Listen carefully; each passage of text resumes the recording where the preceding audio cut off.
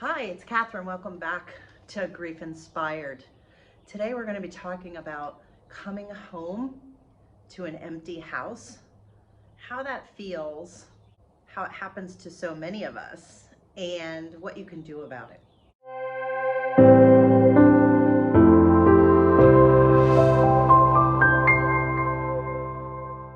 Now, I decided to come outside today because the inside of my house is a little bit in turmoil. As many of you know, I've decided to move back from California back to the East Coast. This time I'm going to the Virginia Beach area.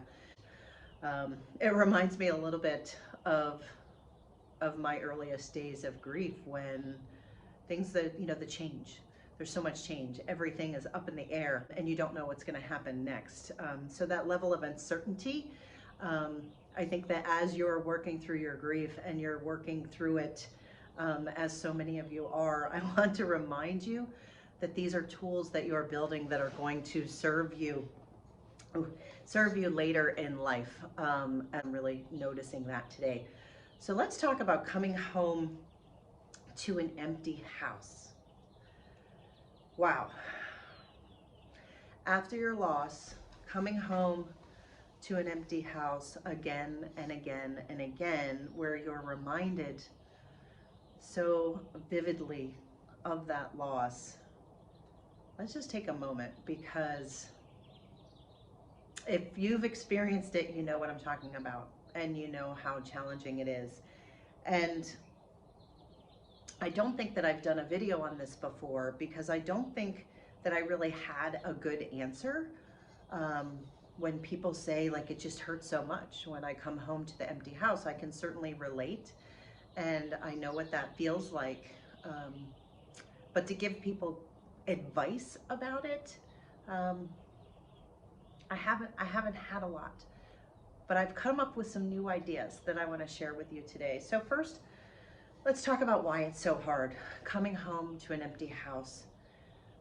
One of my clients said, it brings grief right back in my face.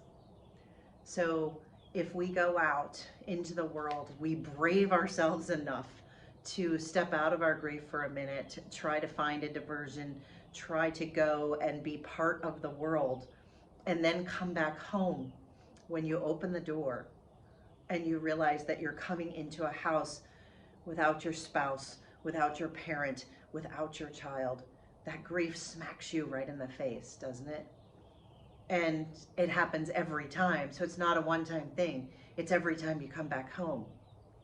And after that initial smack in the face, there's a void.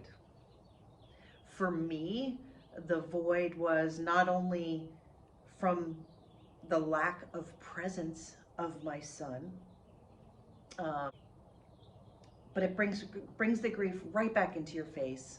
And then there's this void. And there's an emptiness.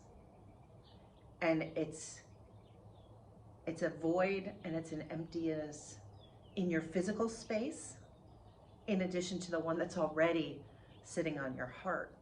There's a void in just the day-to-day, the things that you used to spend time doing together. Whether you're talking to them or not, just their physical presence is missing. And so I want you to take a second and first acknowledge that. If that's happening for you, if you know what I'm talking about, I want you to drop a message below and say, I know that. I feel that way too. I understand the void and the emptiness of grief. And then I want you to just take a moment and sit with it for a second. Because when you come home to that empty house and it feels so unbelievably uncomfortable, and for me, I would walk around, I wouldn't know what to do with myself. I had a lot of anxious, nervous energy, but I didn't really want to do anything either. I want you to remind yourself, when you get into that moment, when you get into that uncomfortable, awful feeling, remind yourself that you're facing your grief, that you're in the process. And this is where the growth is actually happening. I think what we often do is we try to either make ourselves wrong or we try to push away our grief. And when we come home to an empty house, to that void, to that emptiness, my advice for you in terms of what can you do about it is, first I want you to sit in it. And I want you to try to just be okay with it, to just let it be there and to feel it. And if you feel like crying, cry. Feel like screaming, scream. But when you want to run from it, which I used to do with alcohol, with diversions, with never trying to be alone, that's just avoidance. That's avoiding what's really happening. And so the goal is to try to sit in it and not make it wrong. Not make yourself wrong, not say there must be something wrong with me because this is happening. Why do I feel this way? Of course you feel this way. Of course there's the void. Of course there's the emptiness. In time, you'll come to realize that that void and that emptiness is a gift, because how lucky you were to have someone that's created that large of a void for you. And again, early in grief, that's hard to see. But I also like to show you where you're going, right? Where you're going is being able to sit in the void, sit in the emptiness, be able to cherish what you did have and say, I'm doing this. I'm doing grief. I'm grieving. I'm moving forward. Every time you sit in the void and the emptiness, you are moving forward in your grief. And then once you start to become okay with sitting in that void and that emptiness, you can start to ask the question, well, what do I do with this? What do I do with this time? What do I do with the void? How do I do, am I trying to fill it? Or can you acknowledge that it's there and say, yes, void, I see you. The emptiness is there. The void is there. I see you. But here's what I'm going to do. And then you say, what do you want to do next? How can you fill that void? Is it in the earliest days? Is it spending time remembering them? Maybe it means you need to cry. Maybe you've cried enough and you need another diversion. We talked in our grief group, on my Facebook page, we talked about, what hobbies, what are the things that you used to do that you didn't have time to do, especially if you were a caregiver for your loved one, that might be things that are going to fill you up a little bit. Are they hobbies that you used to do? Are there TV shows that make you laugh, that you're like, wow, I haven't watched that in a long time? I remember watching the reruns of Everybody Loves Raymond because they always made me laugh. Mike and Molly always made me laugh, right? So what are the things that are going to lift your spirits a little bit? It's because that's all you can do is you sit in the void, you acknowledge that it's there, you tell the void, I see you. You become familiar with the void, and then you say, what am I going to do with that void? And maybe it's taking time to call other people that you love who are still with you and talk to them and say, you know what? I'm really missing my loved one today.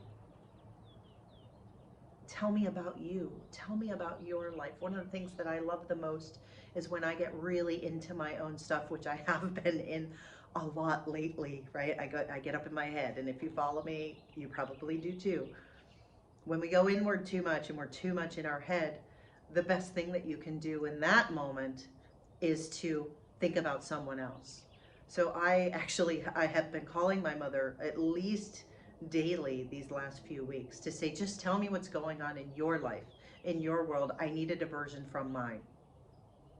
And so if you lean into other people and you ask about what's going on with them and they can share, it fills you up a little bit too. And it helps fill the void a little bit. when you give to other people, the void that you feel gets filled a little bit. So coming home to an empty house, it ain't easy, is it? Right? It's not easy. I can still think back to how long I kept the crib in the room, that I'd walk by and I knew it was there, until I was ready for something else. And the void is there, and the emptiness is there. You don't always have to do it alone, for sure. But take some time to do some of it alone, and then get with other people too. I've had so much people asking about grief courses that I'm going to start enrolling the next one that starts in July. We're going to get more people. We're going to help more of you. We're going to get you in the process. So if you want to begin your grief process so that you don't have to do it alone, I want to encourage you to reach out to me at GriefInspired@gmail.com. Tell me that you're interested in the next course, whether it be the July course that's going to be coming up, or another course depending on when you're watching this video. And as soon as you commit to the course, we start getting you involved. We introduce you to other people. We start communicating and getting you on the path. So even if there isn't a course starting immediately, which there isn't because I'm already in another course, there's another one coming. So just keep asking. Let's get together. Let's do this grief thing together.